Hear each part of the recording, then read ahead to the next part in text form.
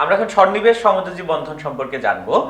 নাম শুনেই বোঝা যাচ্ছে এটা সমযোজী বন্ধনের মতো, বাট পার্থক্যটা কি সেটা আমরা খুব সহজেই বুঝতে পারি। জাস্ট আমরা একটু খেয়াল করি যে আমরা একটা হাইড্রোজেন আর একটা ক্লোরিন দেখতে পাচ্ছি। হাইড্রোজেন তার আউটার মোস্ট শেলে আমাদের ইলেকট্রন থাকে একটা, আর ক্লোরিনের আউটার মোস্ট শেলে ইলেকট্রন থাকে 7টা। তো তারা যখন তাদের সর্ববহিস্থ শক্তি স্তরের একটা একটা ইলেকট্রন শেয়ার করে, তখন আমাদের হাইড্রোজেন সে দ্বিত্বপূর্ণ হয় এবং ক্লোরিন তার অষ্টকপূর্ণ হয়। তো দুইজনেই স্থিতিশীল হয়ে যাচ্ছে এবং তখন আমরা পাচ্ছি হাইড্রোজেন এবং ক্লোরিনের মাঝখানে একটা সমযোজী বন্ধন বা একক বন্ধন, এবং পরে পোলারিটির কারণে হয়তো শিফট হয়, বাট তারা দুইজনেই ইলেকট্রন সরবরাহ করে এবং সেই ইলেকট্রন দুইটাকে তারা সমানভাবে শেয়ার করে। এটা হলো কি আমাদের সমযোজী বন্ধন। আর সন্নিবেশ বন্ধনে যেটা হবে যে আমাদের হাইড্রোজেন প্লাস তার কিন্তু কোনো ইলেকট্রন নাই, হাইড্রোজেনের ইলেকট্রন একটা, বাট হাইড্রোজেন থেকে যদি আমি ওই ইলেকট্রনটাও বের করে নেই তাহলে আমরা পাই হাইড্রোজেন প্লাস, তার কোনো ইলেকট্রন নাই। আর অ্যামোনিয়া তার যেটা হলো গিয়ে এখানে আমরা যেটা পাচ্ছি মুক্তজোড় ইলেকট্রন দেখতে পাচ্ছি।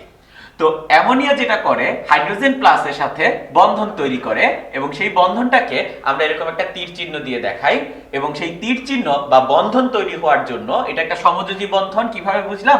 যে তারা এই দুইটা ইলেকট্রন সমানভাবে শেয়ার করে। এখন দুইটা ইলেকট্রন কারা দিচ্ছে? হাইড্রোজেন প্লাস সে কোনো ইলেকট্রন সরবরাহ করতে পারতেছে না, কারণ তার কোনো ইলেকট্রন নাই।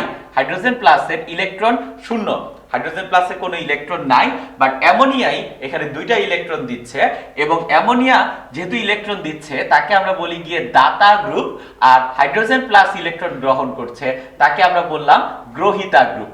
অর্থাৎ এটা একটা সমযোজী বন্ধন, কারণ তারা শেয়ার করতেছে। আসল সমযোজী বন্ধনের সাথে এই সমযোজী বন্ধনের পার্থক্যটা কোথায়?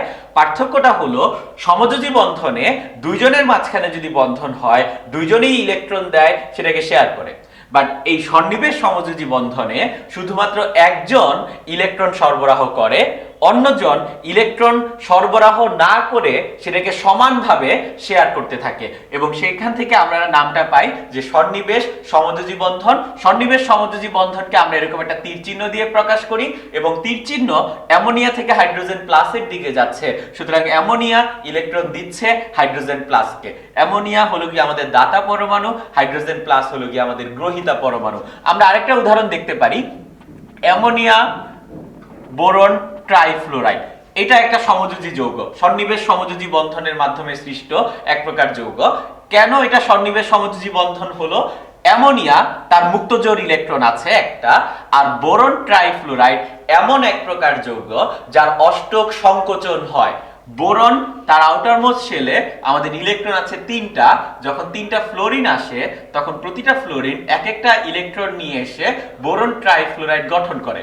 আমরা যদি দেখি বোরন ট্রাইফ্লোরাইডের সর্ববহিস্থ শক্তি স্তরে আমাদের ইলেকট্রন 6টা। আমরা যে অষ্টক নিয়ম জানি এটা সেই নিয়মের ব্যতিক্রম, 8টা ইলেকট্রন না থেকে 6টা ইলেকট্রন থেকেই এটা আমাদের যৌগ গঠন করছে। তো এটার ইলেকট্রন ডিফিসিয়েন্সি আছে, ইলেকট্রন কম।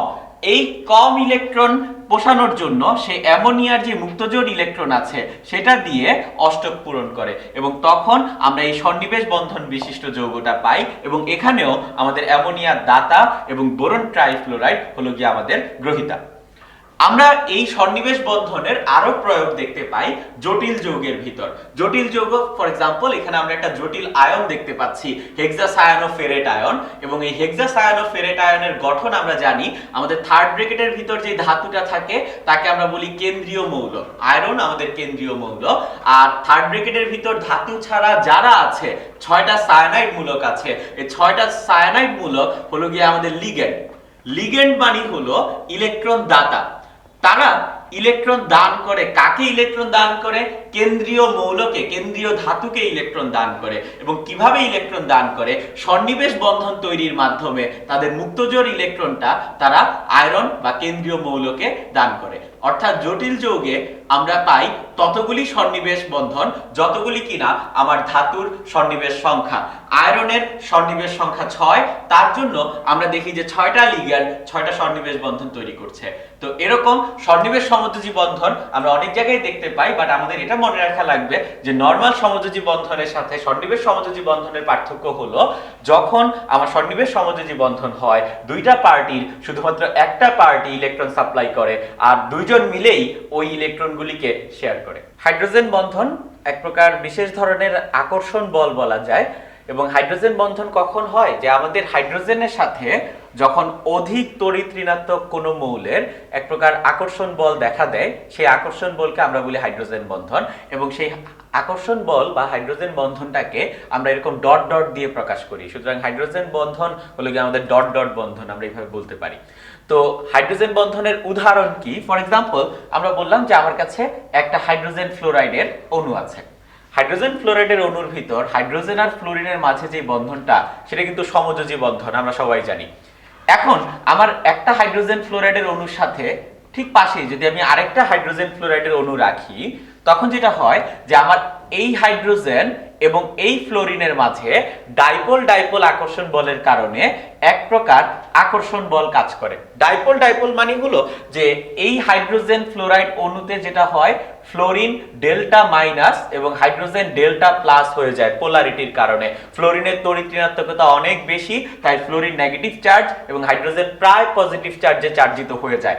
ঠিক একইভাবে এই হাইড্রোজেন ফ্লোরাইডেও সেম কাহিনী, ফ্লোরিন নেগেটিভ চার্জ, হাইড্রোজেন প্রায় পজিটিভ চার্জ হয়ে যায়। এবং পাশাপাশি দুইটা অণুর একটার পজিটিভ চার্জ বিশিষ্ট হাইড্রোজেনের সাথে আরেকটায় অনেক হাই ইলেকট্রোনেগেটিভিটি সম্পন্ন একটা মৌলের যেই ডট ডট বন্ধন বা আকর্ষণ বল আমরা দেখতে পাই, তাকে আমরা বলি হাইড্রোজেন বন্ধন। এবং এই হাইড্রোজেন বন্ধন যেটা করে যে আমাদের আন্তঃআণবিক আকর্ষণ বলটা অনেক বাড়ায় দেয়। হাইড্রোজেন বলের কারণে আমাদের আন্তঃআণবিক আকর্ষণ বল অনেক বৃদ্ধি পায়। ফলে দেখা যায় যে আমাদের কোনো একটা অণু সে গ্যাসীয় অবস্থায় না থেকে তরল অবস্থায় বা তরল অবস্থায় না থেকে কঠিন অবস্থায় অবস্থান করছে হাইড্রোজেন বন্ধনের কারণে। তো হাইড্রোজেন বন্ধন বেসিক্যালি দুই প্রকার, আন্তঃআণবিক হাইড্রোজেন বন্ধন এবং অনুস্থ হাইড্রোজেন বন্ধন। আন্তঃআণবিক মানে কি, যে আমার পাশাপাশি দুইটা অণু বা অনেকগুলি অণুর মাঝখানে যে হাইড্রোজেন বন্ধন কাজ করে। ফর এক্সাম্পল আমরা আরেকটা উদাহরণ দেখতে পারি যে পানির একটা পানি পাশে আরেকটা পানি, পাশাপাশি দুই অণু পানি আছে, একটা পানির হাইড্রোজেনের সাথে পাশের পানির অক্সিজেনের যে ডট ডট বন্ধন থাকে, সেটা হলো কি আমাদের হাইড্রোজেন বন্ধন। এবং এটাকে আমরা বলি আন্তঃআণবিক হাইড্রোজেন বন্ধন। কেন? একটা অণু আর আরেকটা অণু, দুইটা অণুর মাঝখানে যে হাইড্রোজেন বন্ধন থাকে সেটা হলো আন্তঃআণবিক হাইড্রোজেন বন্ধন। হাইড্রোজেন ফ্লোরাইডের যে উদাহরণটা আমরা দিলাম, সেটাও একটা আন্তঃআণবিক হাইড্রোজেন বন্ধনের উদাহরণ। আর অনুস্থ হাইড্রোজেন বন্ধন এটা হলো গিয়ে যে আমার একই অণুর মাঝখানে যখন হাইড্রোজেন বন্ধন থাকে। ফর এক্সাম্পল আমরা যদি বলি যে অর্থ নাইট্রোফেনল, এটুকু হলো গিয়ে ফেনল, আর অর্থ নাইট্রো মানে তার অর্থ পজিশন, এটা হলো তার অর্থ পজিশন ফেনলের পার্সপেক্টিভে। সেখানে যদি আমাদের নাইট্রো গ্রুপ থাকে, অর্থ নাইট্রোফেনল, তখন যেটা হয় যে আমার ফেনলের হাইড্রোজেন এবং নাইট্রোর অক্সিজেন তাদের মাঝখানে হাইড্রোজেন বন্ধন কাজ করা শুরু করে। সুতরাং অর্থ নাইট্রোফেনলে আমরা দেখি যে আমাদের হাইড্রোজেন বন্ধন দেখা যায়। কিন্তু প্যারানাইট্রোফেনলে, প্যারানাইট্রোফেনলের গঠনটা কি রকম? প্যারানাইট্রোফেনলের গঠনটা হবে, ফেনল হলো গিয়ে OH, এটা তার অর্থ পজিশন, এটা তার মেটা পজিশন, এবং এই দূরেরটা হলো গিয়ে তার প্যারা পজিশন। এই প্যারা পজিশনে যদি নাইট্রো গ্রুপ থাকে, এটা হলো প্যারানাইট্রোফেনল। অর্থ নাইট্রোফেনলে আমরা দেখলাম হাইড্রোজেন বন্ধন হয়, কিন্তু প্যারানাইট্রোফেনলে হাইড্রোজেন বন্ড হয় না। এবং কারণটা খুবই সুন্দর মতো ভিজিবল, যে এখানে অর্থ নাইট্রোফেনলে আমাদের অক্সিজেন এবং হাইড্রোজেন খুব কাছাকাছি জায়গায় অবস্থান করে বলে তাদের মাঝখানে একটা আকর্ষণ বল কাজ করে। কিন্তু যখন প্যারানাইট্রোফেনল আমরা দেখি, তখন হাইড্রোজেন এবং অক্সিজেনের মাঝখানে অনেক দূরত্ব, ফলে তাদের মাঝখানে কোনো হাইড্রোজেন বন্ধন হয় না। প্রশ্ন করতে পারি যে এইটা কি, এই অক্সিজেন হাইড্রোজেন তো খুব কাছাকাছি, তাদের মাঝখানে হাইড্রোজেন বন্ধন নাই কেন? কারণ তারা তো সমযোজী বন্ধন দিয়ে যুক্ত। যারা সমযোজী বন্ধন দিয়ে যুক্ত তাদের ভিতর হাইড্রোজেন বন্ধন হবে না। হাইড্রোজেন বন্ধন হবে আইসোলেটেড একটা হাইড্রোজেনের সাথে আইসোলেটেড একটা অধিক তড়িৎ ঋণাত্মক, মানে ফ্লোরিন, ক্লোরিন, অক্সিজেন, নাইট্রোজেন যাদের তড়িৎ ঋণাত্মকতা হাই, তাদের হাইড্রোজেন বন্ধন হবে। আমরা এখন পানির ক্ষেত্রে বা বরফের ক্ষেত্রে হাইড্রোজেন বন্ধনের প্রভাবটা খেয়াল করব। তো আমরা একদম উপরে অনেকগুলি পানির অণু দেখতে পাচ্ছি, প্রতিটাই বিচ্ছিন্ন, প্রতিটার মাঝখানে কোনো আকর্ষণ বল নেই। তো এই অবস্থায় আমরা বলি যে এটা হলো গিয়ে জলীয় বাষ্প। এটা কিন্তু পানি না, এটাকে আমরা বলি গিয়ে জলীয় বাষ্প। কেন? কারণ তাদের আন্ত অণু আকর্ষণ বলের পরিমাণ কিন্তু জিরো, অণুগুলোর মাঝখানে কোনো আকর্ষণ বল নেই, দ্যাটস ওয়াই ওটা হলো জলীয় বাষ্পের সংকেত। যখন আমার এই জলীয় বাষ্পের অণুগুলো হাইড্রোজেন বন্ধন দিয়ে কানেক্টেড থাকে, কিসের কিসের মাঝখানে হাইড্রোজেন বন্ধন? হাইড্রোজেন এবং অনেক বেশি তড়িৎ ঋণাত্মক কোন একটা অক্সিজেনের সাথে তাদের যেই হাইড্রোজেন বন্ধন হয়, এই হাইড্রোজেন বন্ধন দিয়ে যখন যুক্ত থাকে সরল রৈখিকভাবে, তখন তাকে আমরা বলি গিয়ে পানি।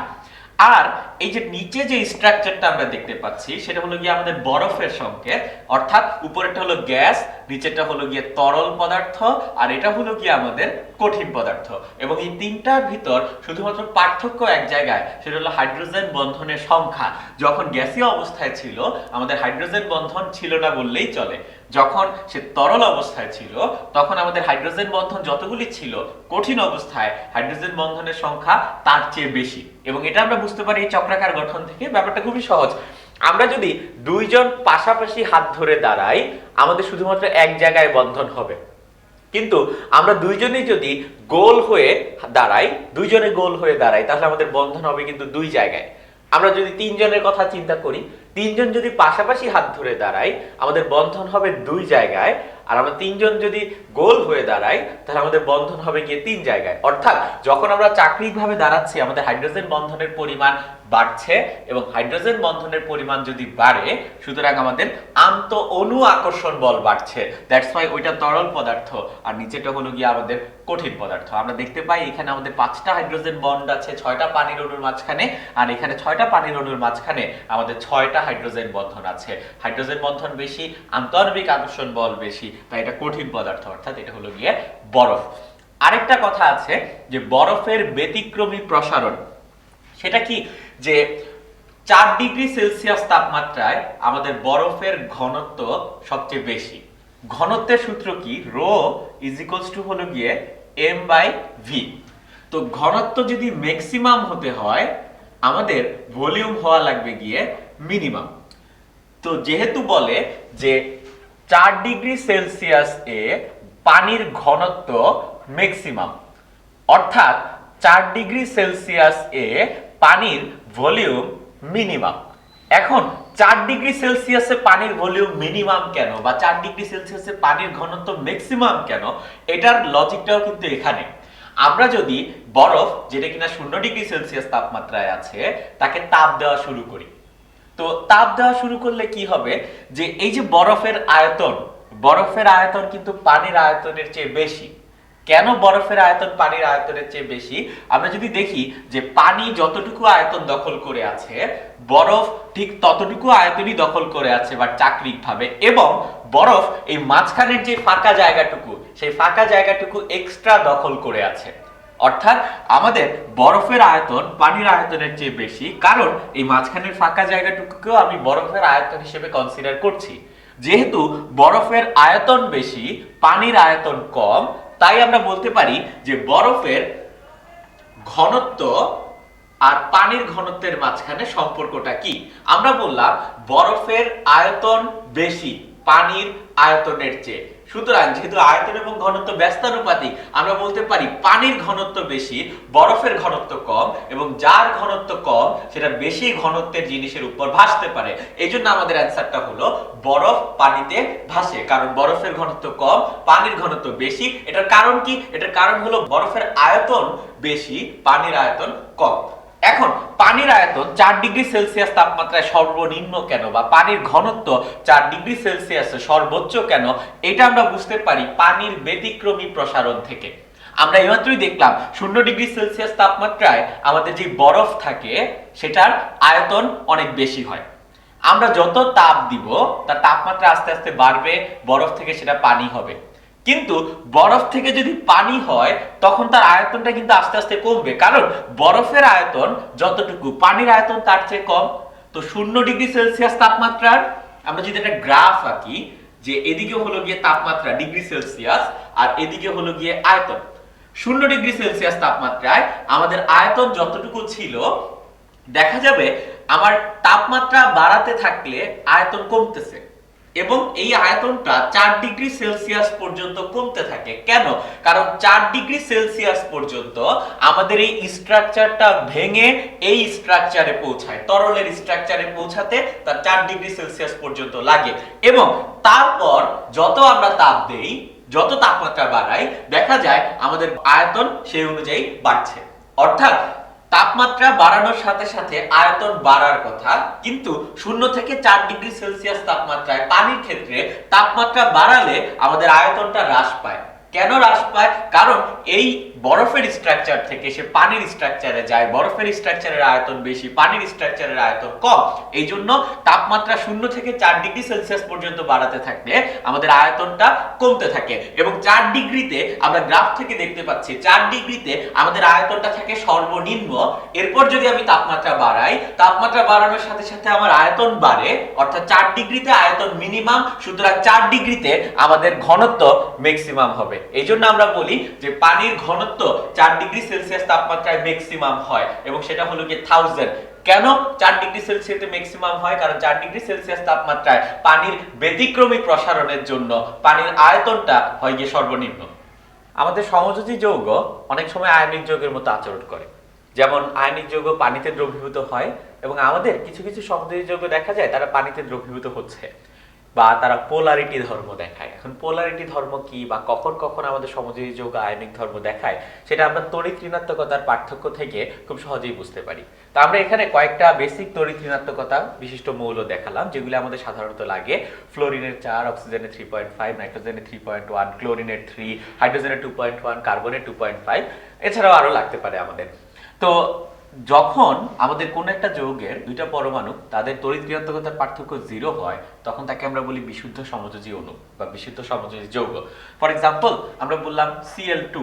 এখানে ক্লোরিন এবং ক্লোরিন এই দুইটার তড়িৎ ঋণাত্মকতার পার্থক্য দুইটারই হলো গিয়ে 3। তার মানে তাদের ডেল্টা ইলেকট্রোনেগেটিভিটি অর্থাৎ তড়িৎ ঋণাত্মকতার পার্থক্য হলো 3 - 3, that is equals to 0। That's why আমরা বলি আমাদের এই যে Cl2, এটা হলো গিয়ে একটা বিশুদ্ধ সমযোজী অণু। যখন তার তড়িৎ ঋণাত্মকতার পার্থক্য কত আসলো? 0 আসলো। যখন আমাদের তড়িৎ ঋণাত্মকতার পার্থক্য 0.5 এর চেয়ে কম হয়, তখন আমরা বলি যে সে অপোলার। মানে কি? ফর এক্সাম্পল, আমরা বললাম CH4। CH4 এর গঠনটা যদি আমরা একটু খেয়াল করি, যে একটা কার্বন, তার 4টা হাত, 4টা বন্ড, প্রতিটা বন্ডে আছে হাইড্রোজেন, এভাবে। তো এখন কার্বনের ইলেকট্রোনেগেটিভিটি হলো গিয়ে 2.5, আর হাইড্রোজেনের ইলেকট্রোনেগেটিভিটি 2.1। তড়িৎ ঋণাত্মকতার পার্থক্য 0.5 এর চেয়ে কম, এখানে তড়িৎ ঋণাত্মকতার পার্থক্য 0.4। অর্থাৎ আমরা বলি যে আমাদের বন্ধনজোড় ইলেকট্রনগুলো তড়িৎ ঋণাত্মকতার পার্থক্য খুব বেশি না হওয়ার কারণে প্রায় মাঝামাঝি জায়গায় অবস্থান করে, এবং এখানে কোনো পোল তৈরি হয় না। কার্বনের ক্ষেত্রে কোনো ডেল প্লাস বা হাইড্রোজেনের ক্ষেত্রে কোনো ডেল মাইনাস টাইপের কোনো পোল তৈরি হয় না। এই জন্য আমরা বলি যে এই যে মিথেন, এটা হলো গিয়ে অপোলার। বা আমরা যদি অন্য কোনো কথা বলি, ধরো C2H6, এখানেও আমরা কার্বন আর হাইড্রোজেনের তড়িৎ ঋণাত্মকতা কাউন্ট করে বলবো যে এটাও কিন্তু আমাদের অপোলার। আমরা আগে দেখে নিই যে পোলারটা কি। পোলার বলতে আমরা কি বুঝাচ্ছি, যে পরেরটা যেটা, যখন তড়িৎ ঋণাত্মকতার পার্থক্য 0.5 থেকে 1.7 হয়, তখন তাকে আমরা বলি গিয়ে পোলার। খেয়াল করি, হাইড্রোজেন এবং ক্লোরিন, হাইড্রোজেনের তড়িৎ ঋণাত্মকতা 2.1, ক্লোরিনের তড়িৎ ঋণাত্মকতা 3। ক্লোরিনের যেহেতু তড়িৎ ঋণাত্মকতা বেশি, দ্যাটস ওয়াই যেটা হয়, ক্লোরিনের বন্ধনজোড় ইলেকট্রনগুলো ক্লোরিনের দিকে বেশি পরিমাণে ঝুঁকে যায়। ফলে আমরা বুঝতে পারি যে এখানে ক্লোরিনের এখানে একটা আংশিক ঋণাত্মক এবং হাইড্রোজেনের এখানে একটা আংশিক ধনাত্মক মেরু বা পোল তৈরি হচ্ছে। যে সকল যৌগে মেরু বা পোল তৈরি হয় তাদেরকে আমরা বলি গিয়ে পোলার যৌগ। ঠিক একইভাবে আমরা খেয়াল করি অ্যামোনিয়া। অ্যামোনিয়া হলো গিয়ে আমাদের NH3। নাইট্রোজেনের আমাদের তড়িৎ ঋণাত্মকতার পার্থক্য, তড়িৎ ঋণাত্মকতা হলো গিয়ে 3.1, এবং হাইড্রোজেনের তড়িৎ ঋণাত্মকতা 2.1। আমি প্রতিটা বন্ধনকে আলাদা আলাদা ভাবে চিন্তা করি। এই বন্ধনের তড়িৎ ঋণাত্মকতার পার্থক্য কত? 1। 3.1 আর 2.1 এর ডিফারেন্স 1। দ্যাটস ওয়াই যেটা হয়, আমাদের বন্ধনজোড় ইলেকট্রনগুলো অধিক তড়িৎ ঋণাত্মক নাইট্রোজেনের দিকে ঝুঁকে পড়ে। ফলে আমরা হাইড্রোজেনের এখানে পাই একটা আংশিক ধনাত্মক মেরু, নাইট্রোজেনের ওইখানে পাই একটা আংশিক ঋণাত্মক মেরু। ঠিক একইভাবে আমি যখন মাঝখানের বন্ধনটা চিন্তা করব, এই বন্ধনে নাইট্রোজেনের তড়িৎ ঋণাত্মকতা 3.1, হাইড্রোজেনের তড়িৎ ঋণাত্মকতা 2.1, ফলে এই বন্ধনের যে বন্ধন জোড় ইলেকট্রন সেগুলিও নাইট্রোজেনের দিকে শিফট হয়ে যায়। আমরা হাইড্রোজেনের এখানে পাই প্লাস ডেল, নাইট্রোজেনের এখানে পাবো আরেকটা মাইনাস ডেল, এবং এই বন্ধনেও তার বন্ধন জোড় ইলেকট্রনগুলো নাইট্রোজেনের দিকে শিফট হয়। আমরা এখানে পাবো মাইনাস ডেল এবং প্লাস ডেল। তো উপরে তিনটা মাইনাস ডেলকে একবারে আমি লিখতে পারি মাইনাস 3 ডেল। বুঝাই যাচ্ছে অ্যামোনিয়া আমাদের একটা পোলার অণু, কারণ এখানে অনেক ধরনের পোল থাকছে। অর্থাৎ যদি আমার দুইটা জিনিসের ভিতর তড়িৎ ঋণাত্মকতার পার্থক্য 0.5 এর চেয়ে কম হয় তখন তাকে আমরা বলি অপোলার। আর তড়িৎ ঋণাত্মকতার পার্থক্য যদি 0.5 থেকে 1.7 এর ভিতরে হয় আমরা তাকে বলি গিয়ে পোলার। আর তড়িৎ ঋণাত্মকতার পার্থক্য যদি 1.7 এর চেয়েও বড় হয়, ফর এক্সাম্পল হাইড্রোজেন ফ্লোরাইড, হাইড্রোজেনের 2.1, ফ্লোরিনের 4, ডেল্টা ইলেকট্রোনেগেটিভিটি বা তড়িৎ ঋণাত্মকতার পার্থক্য এখানে আসে 1.9। যেহেতু তড়িৎ ঋণাত্মকতার পার্থক্য 1.7 এর চেয়েও বেশি, এ একটা সমযোজী যৌগ, কিন্তু এর প্রতিটা ধর্ম অনেকটা আয়নিক দেখায়।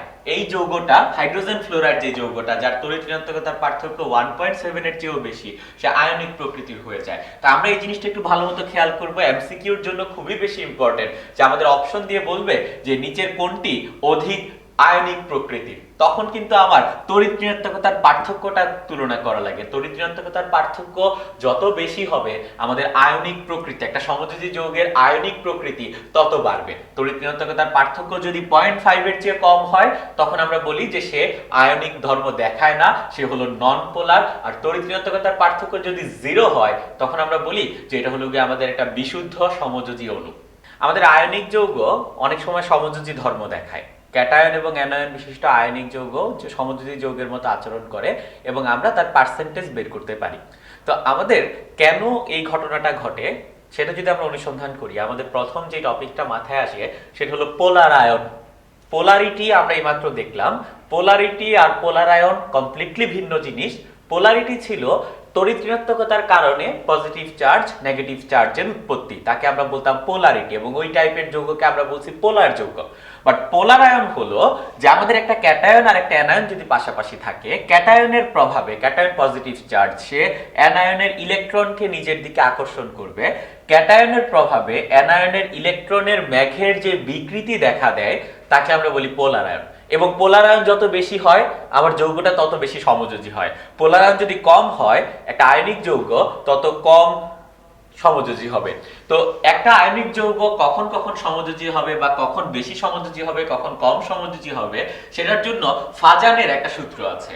ফাজানের সূত্রটা হলো যে ক্যাটায়নের আকার ছোট হলে বা অ্যানায়নের আকার বড় হলে বা ক্যাটায়ন এবং অ্যানায়নের চার্জ সংখ্যা বেশি হলে বা তাদের ডি এবং এফ অরবিটালে ইলেকট্রন সংখ্যা বেশি হলে আমাদের ওই যৌগটা বেশি পরিমাণ পোলারাইত হবে, অর্থাৎ ওই যৌগটা বেশি পরিমাণে সমযোজী ধর্ম দেখাবে।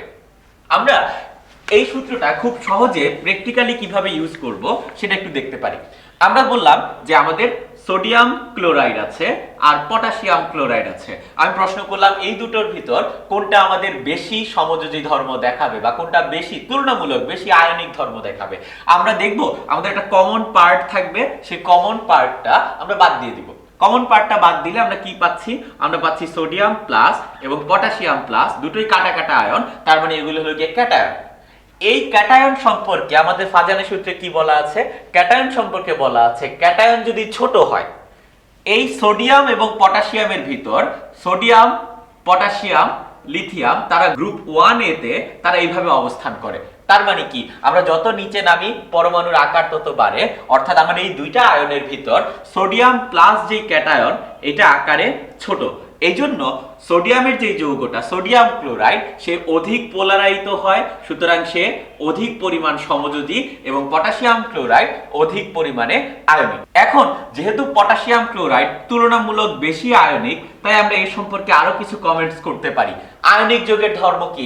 পানিতে দ্রবীভূত হওয়া, তড়িৎ পরিবহন করা, উচ্চ গলনাঙ্ক স্ফুটনাঙ্ক বিশিষ্ট।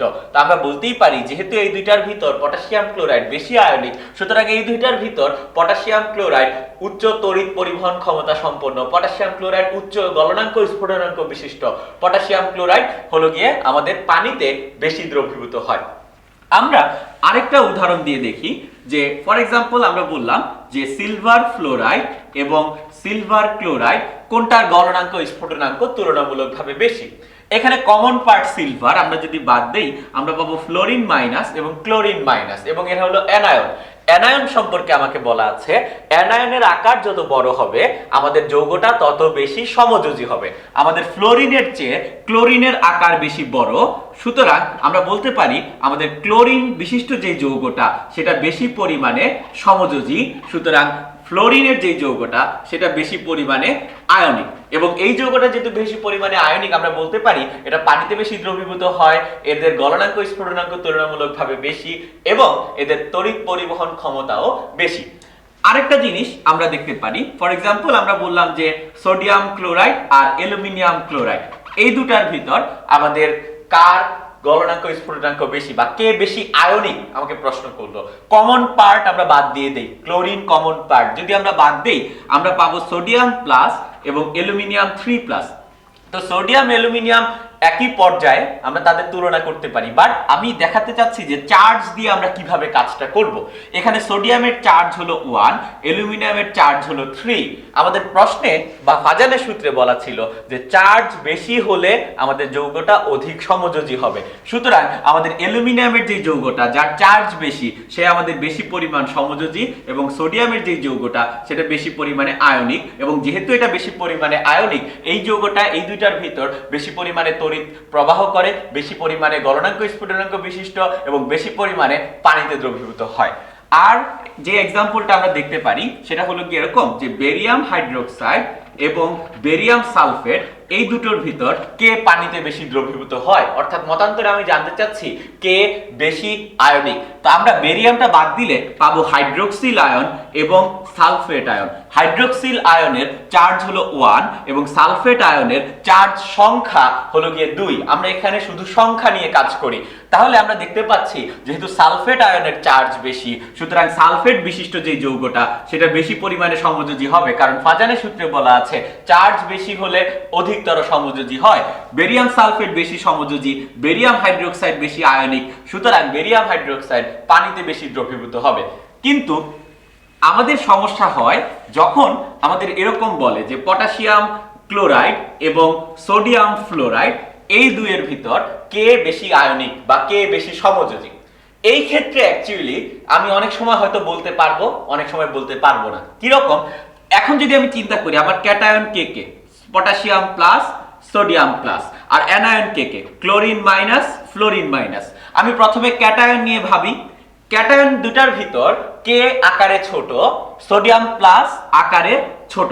যেহেতু এটা বেশি ছোট আমরা বলবো এ বেশি সমযোজী প্রকৃতির হবে, বেশি পোলারাইত হবে।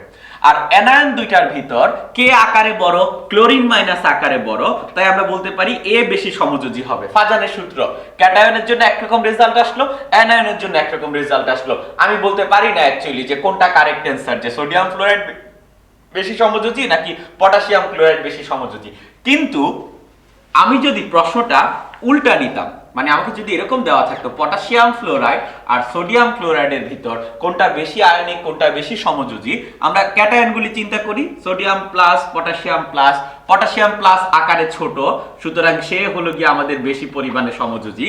Fluorine minus chlorine minus, chlorine minus আকারে বড় সুতরাং সে বেশি সমযোজী। ক্যাটায়নের জন্য ছোট হলে সমযোজী হয়, অ্যানায়নের জন্য বড় হলে সমযোজী হয়। সুতরাং আমরা বলতে পারি আমাদের সোডিয়াম ক্লোরাইড অধিকতর সমযোজী, পটাশিয়াম ফ্লোরাইড অধিকতর আয়নিক, সুতরাং পটাশিয়াম ফ্লোরাইড অধিকতর পানিতে দ্রবীভূত, অধিকতর তড়িৎ পরিবহন ক্ষমতা সম্পন্ন এবং অধিকতর উচ্চ গলনাঙ্ক এবং স্ফুটনাঙ্ক বিশিষ্ট।